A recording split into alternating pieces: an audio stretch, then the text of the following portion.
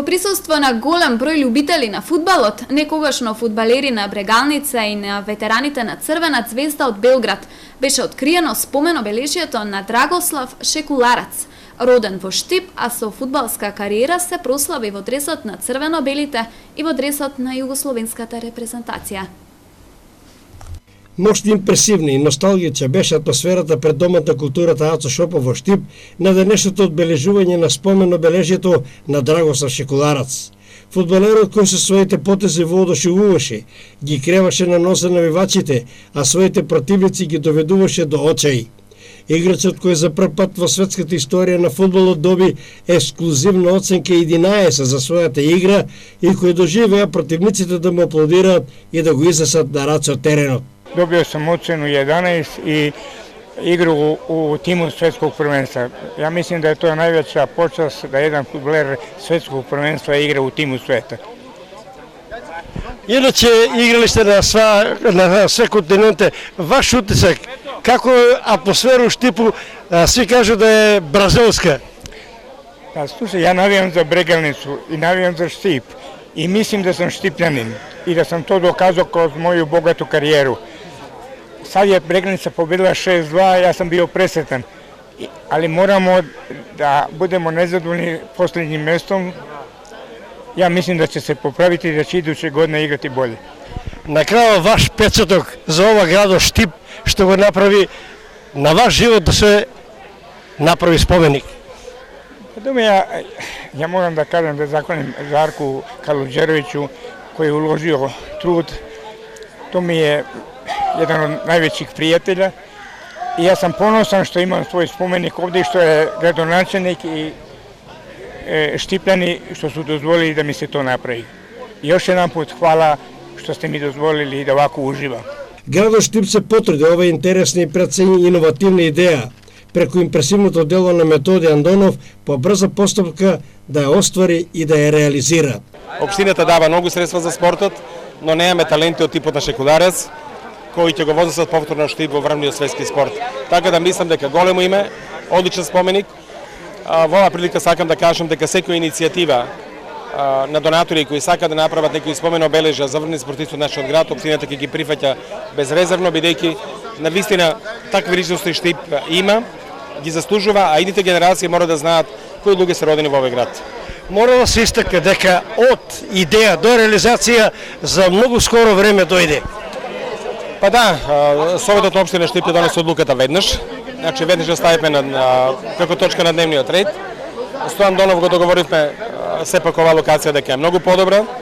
Тоа беше на некој начин идеја на моите луѓе од урбанизмот, затоа што проценија дека тука е најдобра локација. Мислам дека јавните предпријатија исто така се вклучија наши максимално да тоа се биде како што треба и на крајот имаме нешто многу убаво. Еве денеска ни врне и дош, но мислам дека тоа нема да ја поквари целата атмосфера. Празникот на фудбалот продолжува на градскиот стадион во Штип, каде што пред големиот број на симпатизери ќе истрчаат ветераните, легенди на белгиска Црвена ѕвезда и на Брегалница Штип.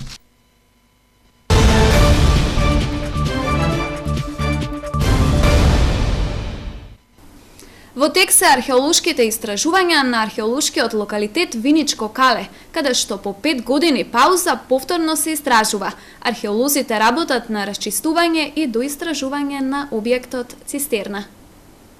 По 5 години пауза, локалитетот Виничко Кале повторно е интересен за археолозите. Музеот Теракота од Виница почна со реализација на проектот за расчистување и доистражување на објектот Цистерна, за кој се смета дека се користел уште од вториот век пред нашата ера, а подоцна служи како место каде се одлага отпаден материјал, од која причина е пол со артефакти од различни временски периоди. Овде пронајдовме многу убави рано-антички садови, кои што ги имаме изложено во музеот. Значи, тие се од фина глина, убави, изработени, убаво декорирани, најразлични типови, кои што подоцна беа реконструирани, конзервирани и сега може да се видат во нашиот музеј. Доцна античкиот зид на цистерната со тек на времето попуштел и паднал, со што станало опасност за безбедноста на посетителите. Затоа годинава ќе се прави ограда од цврст материјал, пошто ќе следува конзервација и покривање на објектот. Проектот е финансиран од Министерството за култура, како проект од национален интерес за 2017 година. Утре е првиот ден од Духовден и е ден на Света Тројца и на овој ден не се оди на гробишта. Се смета за празник на Светиот Дух и роден ден на Светата Православна црква. Празникот Духовден спаѓа меѓу големите господови празници, се празнува 10 дена по Спасовден, а 50 дена по Великден. Уште се нарекува и Педесетница, не само затоа што се празнува 50 дена по Великден, туку и затоа што настанот што му дава печет на овој ден се случил точно на еврејскиот празник Педесетница, што евреите го празнувале во спомен на денот кога Господ му ги дал на Мојсија законите во Синајската гора. Првиот ден од Духовден и празникот Света Тројца, зашто на едно место се јавува Таткото, Синот и Светиот Дух. Но го испрати Духот Свети, утешителот, кој ги утешува и укрепува нашите духовни сили. Тој ни помага на нас да го разбереме Светото писмо, да ги разбереме Божите заповеди и начинот на кој да живееме во црквата. Светиот Дух е третото лице на Света Тројца, Бог Отец, дали Бог Син и Бог Свети Дух, па така и тој во вид на огнени јазици дојде над апостолите, ги просветли и ги освети и им го отвори умот за да го разберат и проповедат Евангелието, да го проповедат Воскресението Христово, да ја проповедат универзалноста на црквата. Духовден е денот, роден ден на црквата, денот во кој Светиот Дух се симна на апостолите 50 дена по Воскресението. Токму и затоа се вели дека е токму роден ден на црквата, бидејќи се исполни полнотата, прво Бог се роди, Бог се воскресна, се вознесе и ете го симна Светиот Дух, а кога дали се крштеваше Отецот од небесата рече ова е мојот возлюбен син, го видовме и тогаш појавувањето на Света Тројца и ете сега дојде и Светиот Дух во вид на огнени јазици и токму се од тога се смета дека тоа е токму роден денот на Светата Православна црква. Верниците често ги мешаат за душница и Духовден. Во народното верување Духовден најповеќе се поврзува со душите на умрените. Се верува дека од Великден до Духовден душите на умрените се слободни дека на овој ден разговараат. Духовден како Великден и Божик се празнуваат 3 дена.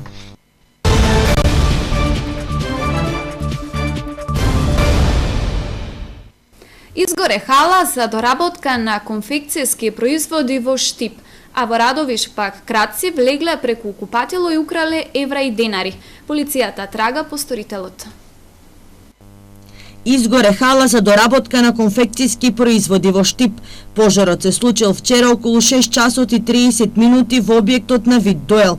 Засега се непознати причините за избувнување на пожарот. Како што соопштуваат од МВР, пожарот бил локализиран од страна на Штипската противпожарна служба, а увидот ќе се врши во понеделник поради тоа што се работи за поголема материјална штета. Во меѓувреме кратците оперирале во Радовиш.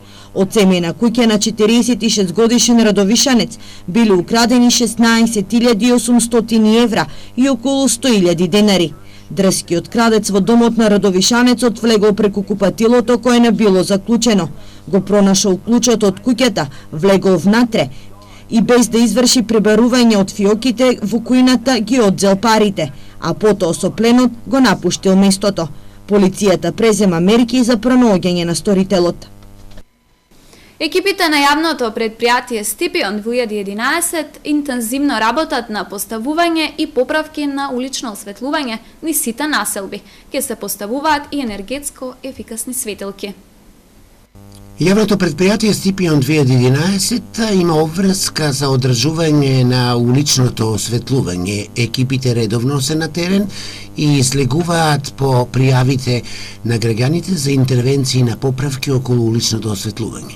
Интензивно работиме на осветлување на нашиот град, оному каде што имавме застој до сега, односно и со преземењето на јавното осветлување од страна на јавното предпријатие Стипион.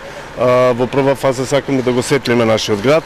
Може би на некои места се уште не сме стасали да го направиме, меѓутоа интензивно работиме на оваа проблема. Веќе денес се во така да рече местност Америка, каде што имавме реакција од наши граѓани, поставуваме нова бандера и кабел за да можеме да го осветлиме овој дел од градот.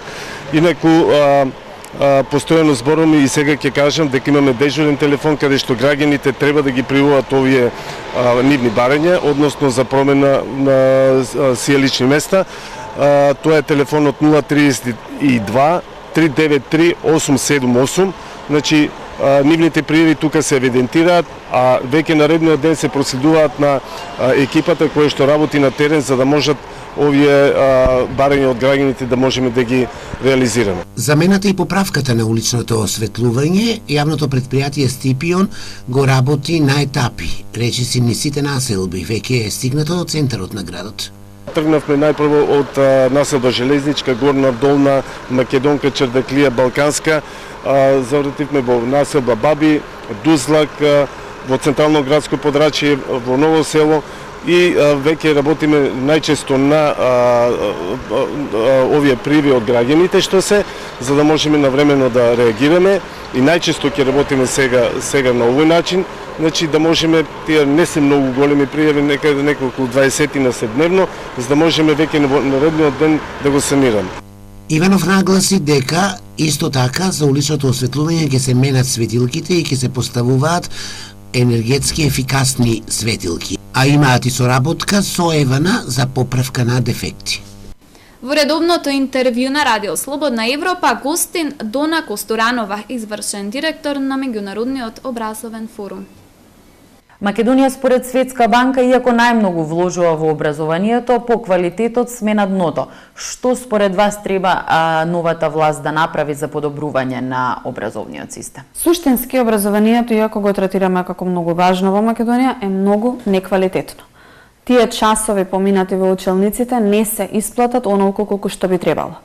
И императив е да се покрене квалитетот на самото образование, квалитетот на наставата, односот на професорот и наставникот кон ученикот и правата на ученикот во образовната средина.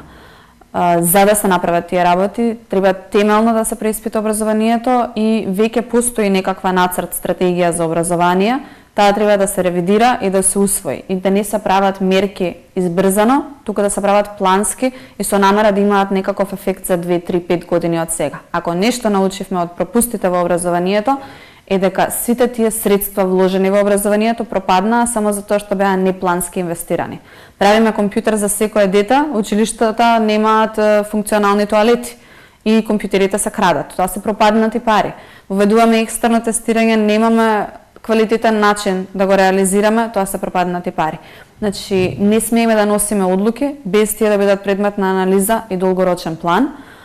И второ, има и други работи кои што итно треба да се ревидираат. Не е само средното образование и високото образование, не е решен проблемот со предлог измените за законот.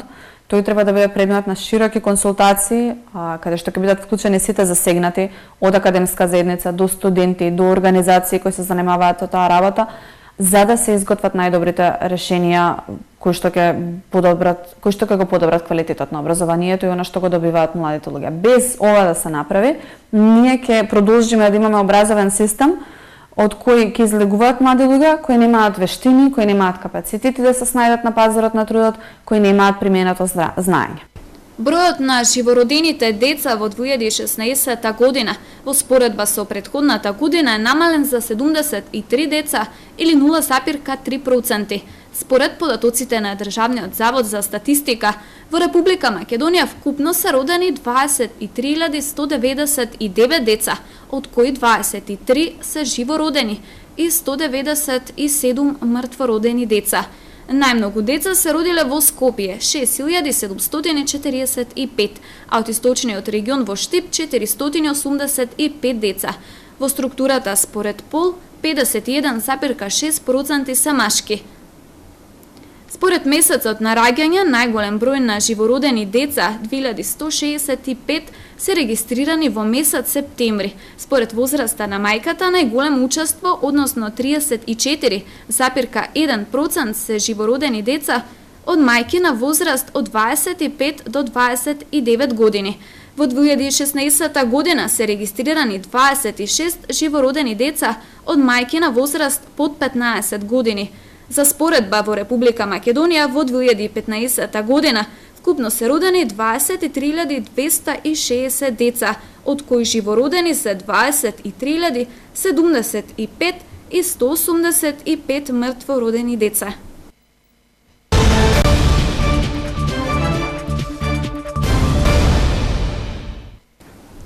На градскиот стадион во Штип ќе се одиграат двата бараш надпревари за потполнување на првата македонска фудбалска лига.